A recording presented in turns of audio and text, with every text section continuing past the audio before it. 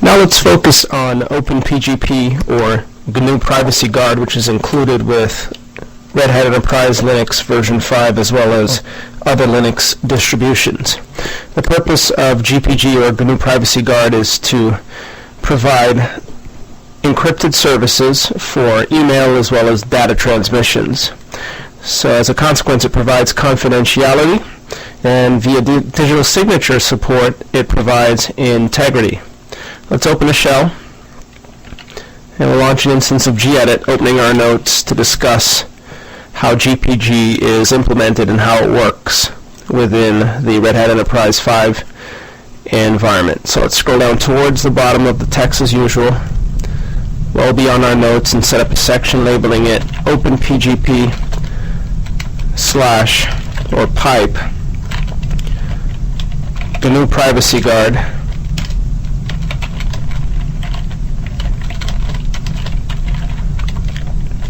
which is also known as GPG. And as mentioned, it features confidentiality, which means data are encrypted, and by data we mean, for example, files, primarily files, or emails are encrypted when using GPG. In addition, GNU Privacy Guard provides integrity, and it does so using digital signatures. So not only may you encrypt or protect your data with encryption, you may also ensure its integrity by applying digital signatures to the transmission, ensuring that the sender is indeed the sender. And as a result, you can ensure that the data have not been tampered with during transmission. So the idea is, normally you move information from one system to another system in an interconnected environment, in today's interconnected environment, whether across your intranet and or across the internet. And a great deal of that information traverses those networks, whether intranet or internet, in a clear text manner using protocols such as SMTP, as well as HTTP, Telnet, and others. When moving information, however, protected by GPG, using confidentiality as well as integrity, you can be assured that the sender is the sender and that the data are protected with encryption. In the event that a middleman were to interpret the information or the data streams, they'd be unable to make sense of it or to translate it to a clear text form in any relatively short period of time. So with that said, let's discuss the usage of GPG since it is installed. From the shell, an RPM query, grep GPG, for the search of GPG, returns a library, two libraries in fact, an error development library, and a GPG public key package. A which GPG reveals that it's in user bin. An RPM query file of that path, user bin GPG, reveals that it belongs to the GNU Privacy Guard package.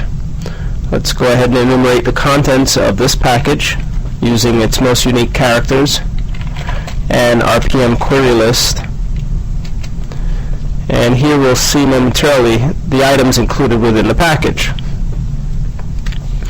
So the primary utility used to encrypt as well as decrypt as well as sign and confirm signatures is the GPG program located in user bin. It's accessible to all users. It includes ancillary utilities such as GPG zip, which makes use of zip compression to compress data that's to be sent to a remote user, whether on your local system or across the wire. GPG split, GPG-V for verification, that's GPG-V. Various libraries, documentation, various locale files, and additional documentation represented by man pages. Let's also list as a third feature that compression is provided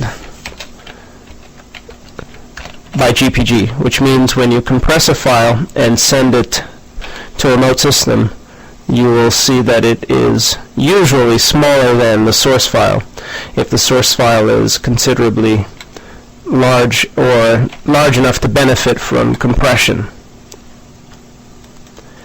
Now when you execute GPG for the first time, if there is no existing GPG directory beneath the user's home directory, GPG creates the GPG hierarchy or the GPG tree. So first usage will be to execute simply GPG followed by list keys. And if no keys exist, GPG, or no directory containing keys exists beneath the user's home directory, GPG will create that hierarchy. So this enumerates keys in the user's home directory, GNU PG. And let's take a look at that from the shell. We'll clear screen and give you a look at what happens. So here we see that the directory was created beneath Home Linux CBT, GNU Privacy Guard. A new configuration file was created beneath that hidden directory, gpg.conf, with some default settings regarding how the GPG software is to behave with respect to encryption, decryption, signing, not signing, bit length, strength, so on and so forth. Options that are to be configured via the gpg.conf file were not made active during this run of GPG, since the file was created for the first time, but on subsequent executions of GPG, the options will be processed. A public key ring has been created beneath the hidden GNU Privacy Guard directory, and this key ring stores the public keys of all the people you communicate with securely using OpenPGP compliant applications such as PGP Desktop, which is a commercial product, or GNU Privacy Guard, which is included with Red Hat Enterprise 5. A trust database file is also created, as GNU Privacy Guard has a facility which allows the assignment of trust values with various keys, so that you can make a determination whether or not you trust explicitly or marginally, or no trust, or express no trust for a given user or a given correspondent. And the trust information that's stored within this trust DB is not included with the key. It's simply used by GPG locally to determine whether or not it is to trust and at what level a given correspondence or a given communicating partner. We should also note, as another feature, but it's implied, that GNU Privacy Guard makes use of PKI. PKI is the public key infrastructure.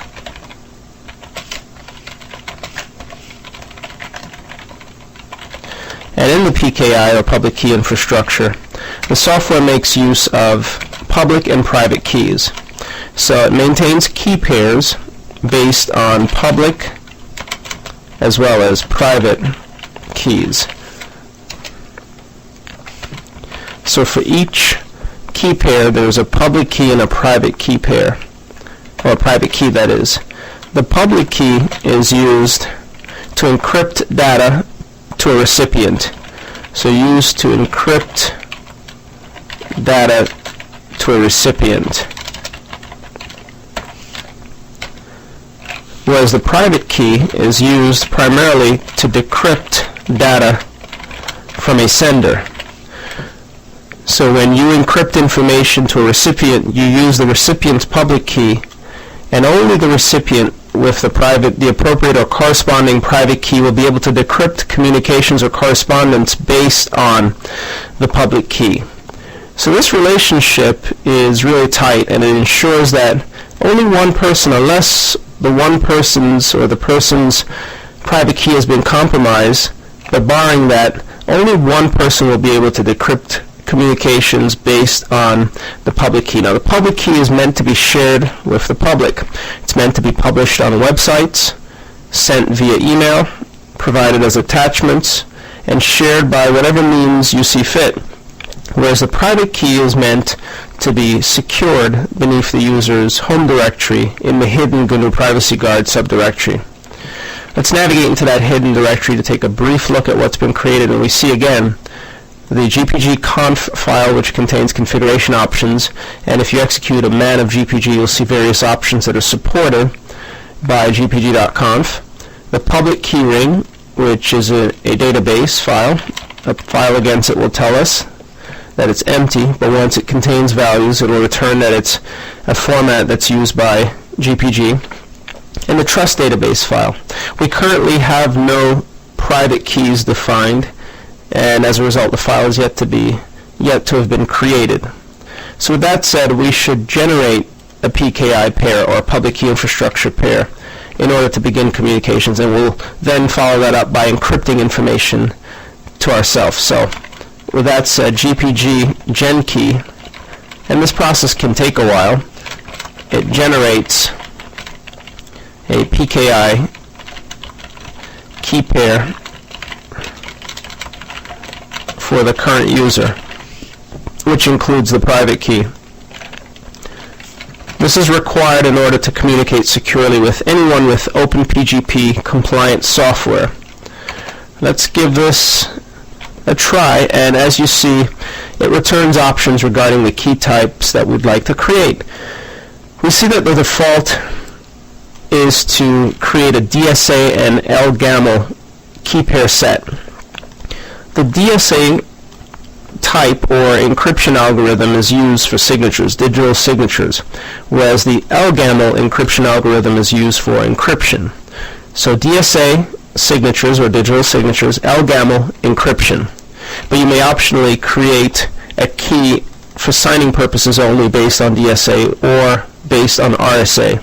So when you execute GPG gen key, you're given three options. Number one is a default which creates usage keys for signing as well as for encrypting data to recipients, which includes yourself.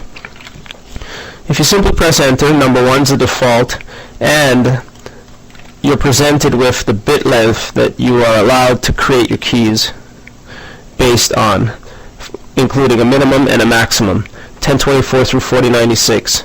The default is 2048. However, for our intents and purposes, we'll switch it to 1024 so it speeds up the creation of the key pair. In your environment, in a production environment, default to 2048, but you'll find that many of the keys that you'll import, especially when generated using PGP Desktop and other applications, are based on 1024 bits, which is more than sufficient. The current version of GPG with Red Hat Enterprise 5 defaults to 2048 or 2048 bits. The greater the bit length, the greater the encryption strength and the harder the code is to crack. We must select whether or not the key expires, and if it does, when it expires, in days, weeks, months, or years. 0, which is the default, simply means the key never expires. And if this is correct, we'll indicate Y, which is yes, and associate a real name, Linux CBT, on Linux CBT serve 1 to indicate that this is the user on this system. We'll give it an email address of the following, our fictitious internal domain. And with that said, we'll ignore the comment field and indicate OK to proceed. We may optionally protect our key pair, the private key that is, using a passphrase. The purpose of this is in the event that your private key becomes compromised. For example, if someone gains physical access or SSH access or shell access, root access that is, to this system, they can simply navigate into the user's home directory, into the user's hidden GNU PG directory, and hijack the secret key, consequently being able to decrypt communications intended for the official owner. For our intents and purposes, we'll just indicate that we don't want a password, because what it means is we'll always have to type the password whenever we need to use the private key to decrypt correspondence or to sign correspondence. Now, during the generation process, you should scribble on the keyboard, move the mouse many times, and do random things between the keyboard and the mouse to generate entropy, which also includes switching windows, moving the mouse, minimizing, maximizing items, all in an attempt to generate enough entropy or randomness so that the key that's generated, the 1024-bit key that's generated, is a strong key. So the more entropy, the stronger the key. The greater the bit length, such as 2048 versus 1024, the harder it is to crack the key. But of course, obviously, the greater the bit length, the more CPU power is required to encrypt as well as decrypt information based on your longer key lengths. So we're in the process of generating a key. Sometimes this can take 30 seconds or even as long as 5 to 10 minutes. Just give it the time necessary. Don't break the process using Control-C. Otherwise, you'll have to re-execute GPG gen key. Just aim to provide as much entropy as possible, which includes spacebar, enter, random keys, punctuation marks, moving of the mouse, so on and so forth, and eventually the keys will be generated and we'll be able to make use of them. We should also mention while our keys are being generated that GPG is OpenPGP compliant. This means that GPG will work with software, commercial or non-commercial, that's compliant with the OpenPGP specification. If you Google OpenPGP, you'll see the RFC associated with OpenPGP, and you'll see various products, both free and commercial, that are OpenPGP compliant. So let's take a look to see whether or not the key has been generated, and as you can see, all of what we scribbled, or a lot of what we've scribbled, is on the screen, which indicates the key has successfully, or the key pair has been generated. With that said, let's execute GPG list keys to see what's available, and there we see the public key of the public key private key pair listed. Each key pair has a unique ID associated with it, as well as the bit length and the type of key.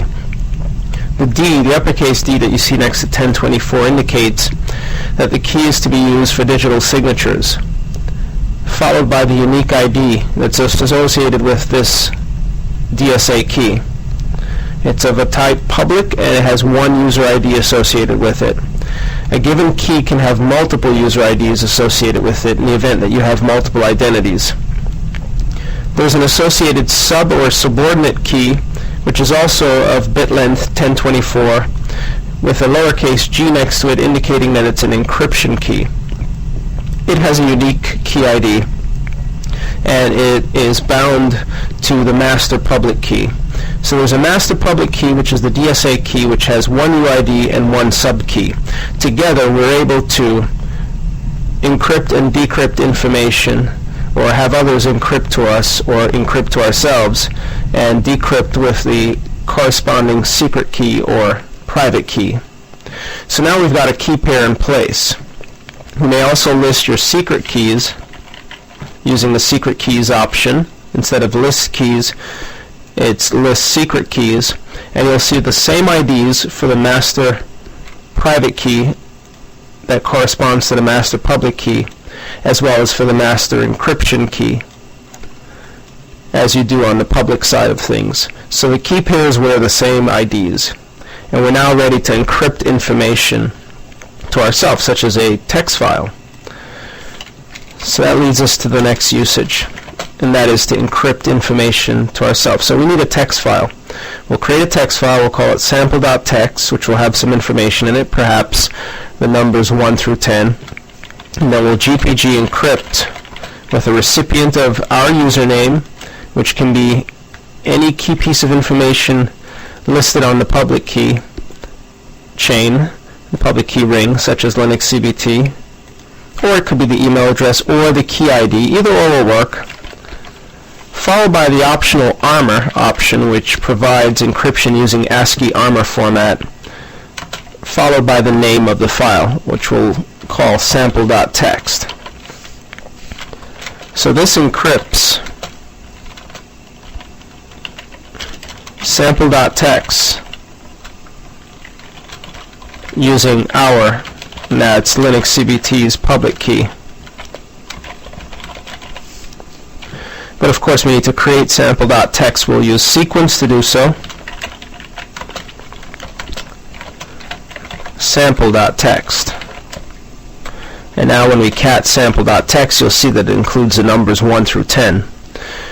Let's move forward with encryption. Again, we'll encrypt with a recipient of Linux CBT, or you may indicate a recipient using the user's user ID, or the user's key ID, that is, for surety, in the event that you have multiple users with similar names.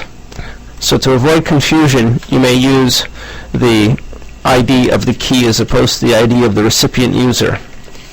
However, if there is no confusion, if GPG is able to determine the public key from your public key ring, it will move forward with the encryption process, and let's ls sample star, where you'll see two files. The original sample.txt, which we can recat, as well as the ASCII form of sample.txt with a .asc suffix. This file contains the text 1 through 10, but it's encrypted using our 1024-bit public key. The only person or the only user who is able to decrypt the contents of this key, of this file, is the user who owns the secret key that corresponds to the public key. So let's recap. GPG list keys. We have encrypted sample.txt using the encryption subordinate key, which is an LGAML key, which is associated with our master public key.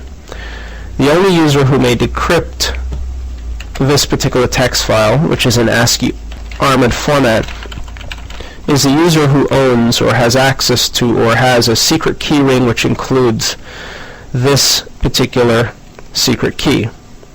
Barring that, no user should be able to decrypt the key, or decrypt the file without the key, that is.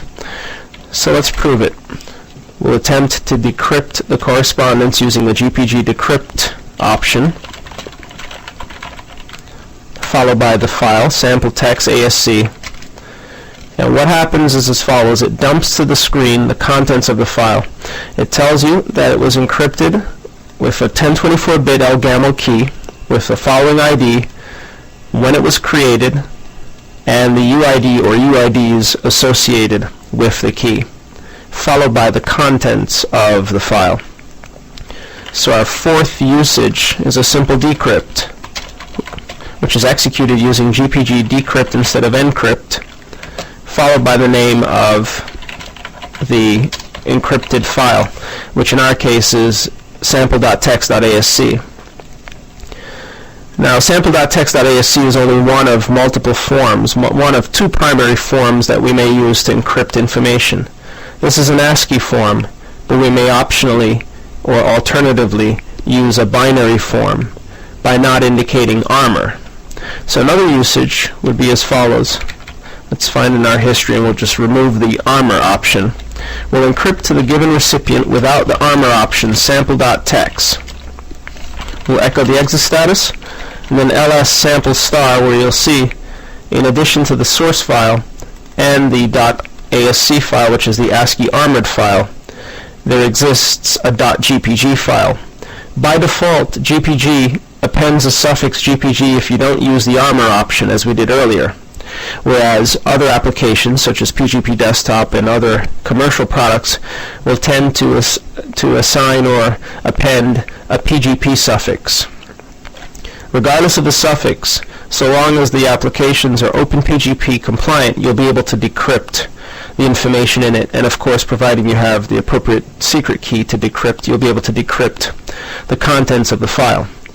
A file against sample star will reveal that one is ASCII text, the other is PGP but armored, which means it is protected using ASCII armor, which means it uses ASCII characters to represent the source of the source file or the source content, and the final type is of type data because it is a binary file. If we attempted to cat the contents of sample.txt.gpg, you'll see it returns gibberish to the screen and often corrupts the screen, which we can escape by typing reset. So now that we've got our screen back, how do we decrypt this file? Using the same option we use with the ASCII armored file, but this time by indicating the .gpg suffix will do the trick. Let's try this, and the default nature, as you may have seen or may have noticed, of GPG when you decrypt a file is to dump the output to standard out, which is a screen. This is the default behavior. Now, to prove that no other user can decrypt the file, how about we open a root shell on our local system. We'll su in.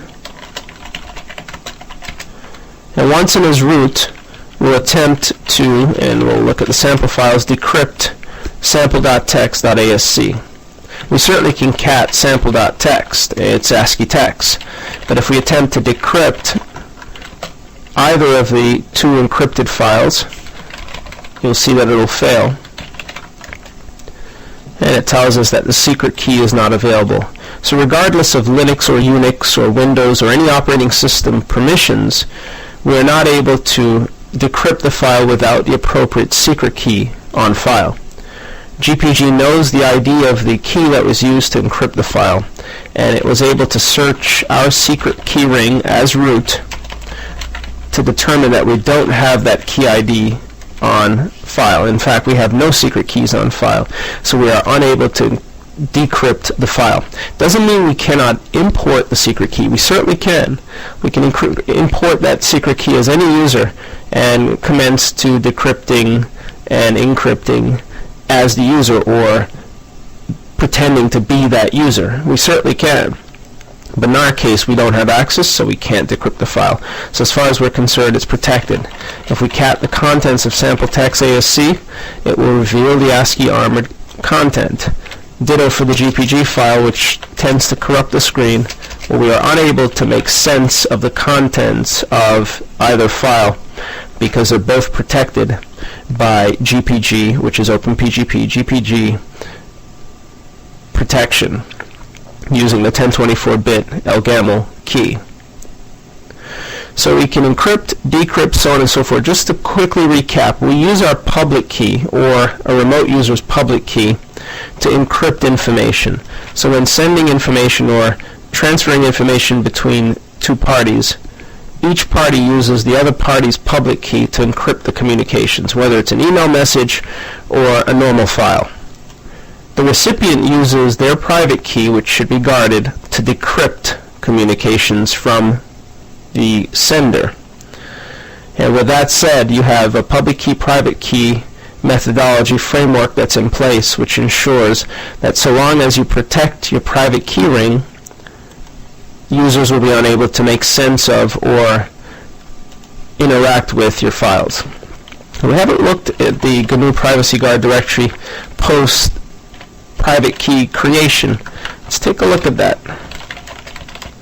We'll see now that there's a secring.gpg, and the file against star reveals the fact that all the GPG files are GPG database files or GPG specific files. Secring.gpg is a PGP security keyring. If you cat the contents of secring.gpg, it returns gibberish to the screen, so it's unintelligible. You can't make sense of it, but it contains indeed any number of secret keys which you can expose using list secret keys from the shell.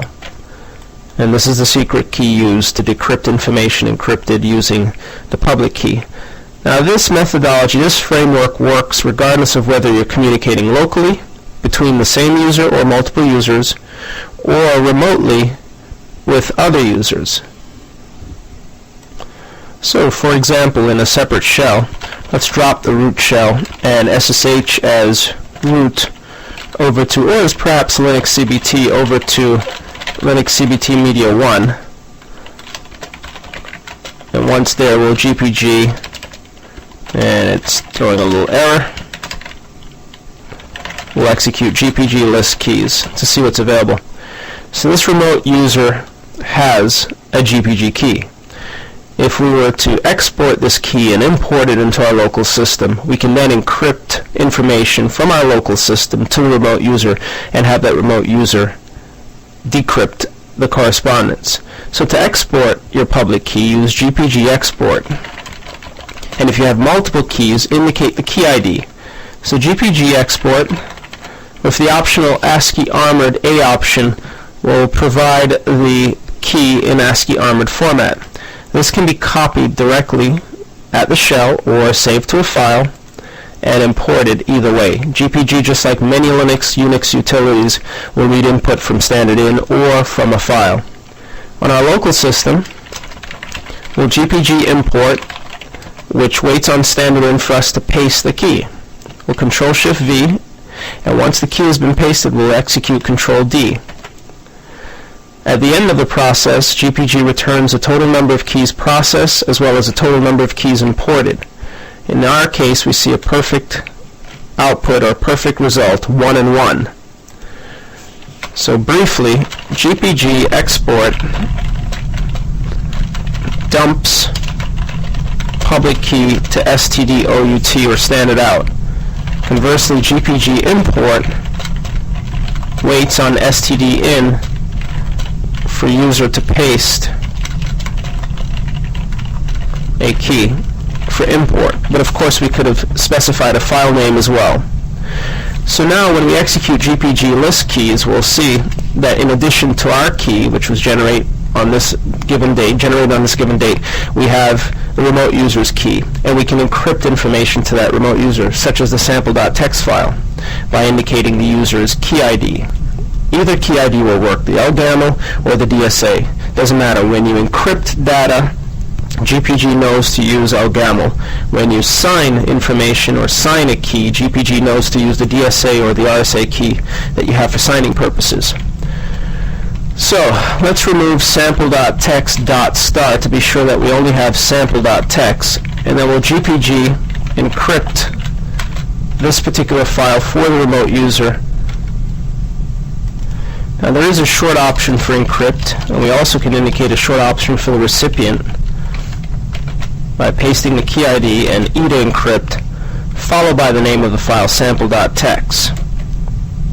It asks us if we'd like to encrypt using the user's public key, although we haven't assigned a trust level or assured GPG that we can truly trust the key. So we'll indicate yes anyway. That's a whole separate issue, trust, which can be determined based on whether or not you can assign a trust level based on whether or not you've communicated with the recipient. And we cover all of that in Linux CBT Open PGP edition. So now we've got a file which only the remote user can decrypt, and it's in GPG binary form. Let's SCP sampletext.gpg over to Linux CBT at Linux CBT Media 1. This will prompt us for authentication, which is expected. And once there, on the remote system, we'll decrypt the communication. So now we'll see that sample.txt.gpg exists. A file against it will certainly reveal that it's not ASCII text. If we cat it, it should return gibberish. We'll reset the buffer, make sure that our buffer is clean, and then we'll GPG decrypt sampletext.pgp or GPG. And because we have the secret key on file, we're able to decrypt it. Now we've been decrypting to standard out all along. If you want to send your file to or your output to a separate file, there are two options. GPG decrypt followed by the -O option followed by file name, and in our case that'll be sample.txt followed by the input file name, which is sample.txt.gpg will do the trick.